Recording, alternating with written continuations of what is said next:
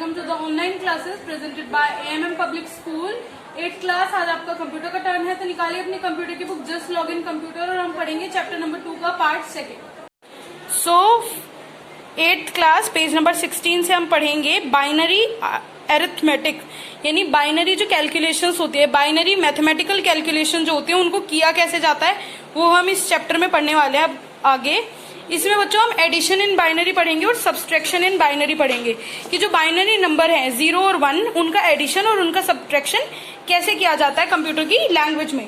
तो बच्चों सबसे पहले इसके लिए जरूरी है कि आपको पता हो कुछ रूल्स। बच्चों जब भी हम बाइनरी नंबर्स का एडिशन करते हैं यानी 0 और 1 का एडिशन करते हैं तो कुछ हमारे लिए रूल्स हमें याद रखने जरूरी हैं। और वो रूल्स क्या हैं कि जब 0 और 0 को ऐड करेंगे तो बच्चों 0 बनेगा और उसमें कोई भी कैरी आगे नहीं जाएगा।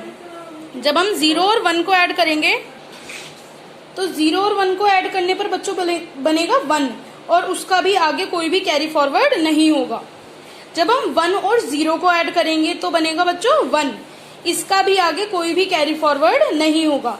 लेकिन बच्चों अब 1 + 1 क्या होता है? ओरिजिनली हमारी लैंग्वेज में 2 होता है, लेकिन जब हम कंप्यूटर की लैंग्वेज में इसे ऐड करते हैं तो बच्चों क्योंकि हम 0 और 1 ही यूज कर रहे हैं तो ये बन जाता है 0 और जो 1 है वो कैरी फॉरवर्ड हो जाता है आगे वाले नंबर्स पर। तो इसी के अकॉर्डिंग बच्चों अब हम एक क्वेश्चन सॉल्व करेंगे। Adding binary numbers 1 1 0 0 1 0 and 0 1 0 1 1 1 0।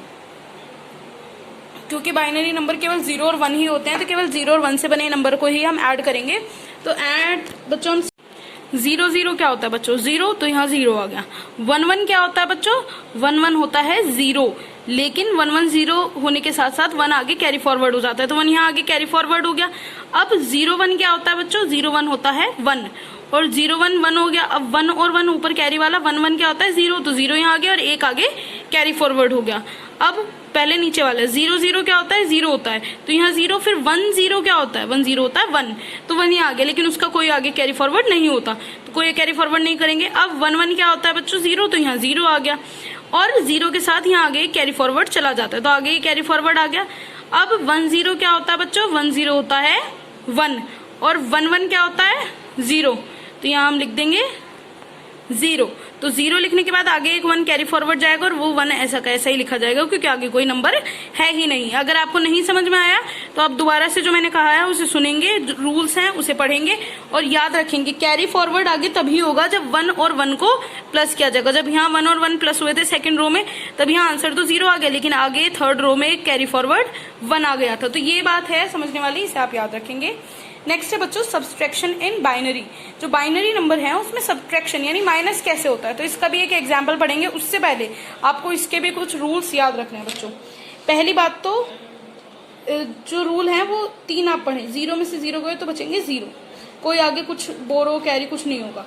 1 में से 0 गया तो बचेंगे 1, 1 में से 1 गया तो बचेंगे 0। लेकिन जो केस हमें समझने का है वो है केस ये वाला, जब 0 में से 1 जाएगा तो बचेगा 1 और बोरो के साथ, यानी जो हम जैसे यहाँ है 0 में से 1 गया बचा 1, लेकिन जो अब हम माइनस में भी ऐसा होता है ना, सिंपल हम माइनस करते हैं। जैसे अगर हमने 9 8 2 करा माइनस और नीचे हमने लिखा है हम नीचे लिख देंगे 6, बस 6 माइनस करो तो हम यहाँ से कैरी लेंगे तो कैरी यहाँ जाता है 10 का, ये 12 बन जाएगा। 12 में 6 के बच्चे 6 बचेंगे, यहाँ एक नंबर कम हो जाएगा तो यहाँ 7 आ गया, 7 9 ये आंसर आएगा। लेकिन जो यहाँ बाइनरी नंबर्स में जो कैरी जाता है, यहाँ कैरी कितना जा रहा है 10, याद रखो यहाँ कैरी जा रहा है 10 तभी तो ये 12 बना।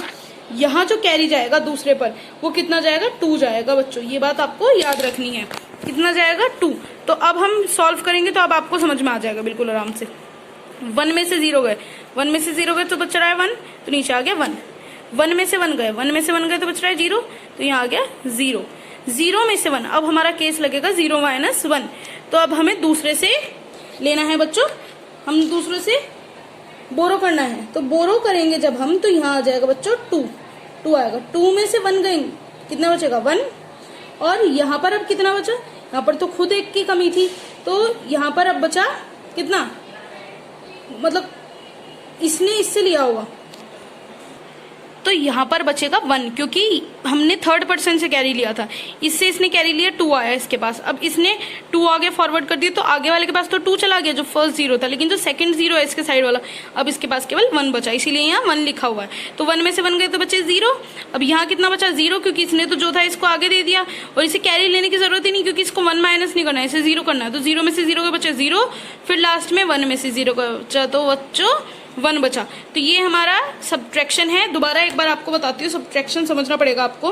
देखो 1 में से 0 का बचा 1, 1 में से 1 गया बचा 0। अब यहाँ कुछ नहीं है, अब ये इससे कैरी लेगा, लेकिन इसके पास तो खुद भी कुछ नहीं है तो ये इससे कैरी लेगा। इसने इससे कैरी लिया 2, फिर इसने इससे कैरी लिया, इसके पास आ गया 2, लेकिन इसके पास तो 1 ही बचेगा क्योंकि इसने अपना 2 कैरी दे दिया। अब इसके पास बचेगा 1, तो यहाँ 2 है, 2 में से 1 गए बचे 1, 1 में से 1 गया बचा 0, यहाँ 0 बचा क्योंकि इसने तो अपना कैरी दे दिया, तो 0 में से 0 गया बचा 0 और 1 में से 0 गया तो बचा 1। तो बच्चों इस तरीके से आपको सब्सट्रैक्शन और एडिशन करना है बाइनरी नंबर्स का। आप दोबारा से एक बार एग्जाम्पल पढ़ेंगे बच्चों और याद रखेंगे, जो इसमें बोरो लिया जाता है वो 2 नंबर लिया जाता है। अगर आप एक और आगे बोरो दे रहे हो तो आगे वाले के पास 2 चला जाएगा और आपके पास केवल 1 रह जाएगा। तो बच्चों ये था आपके इस चैप्टर में, इसकी एक्सरसाइज आपको सेंड कर दी जाएगी।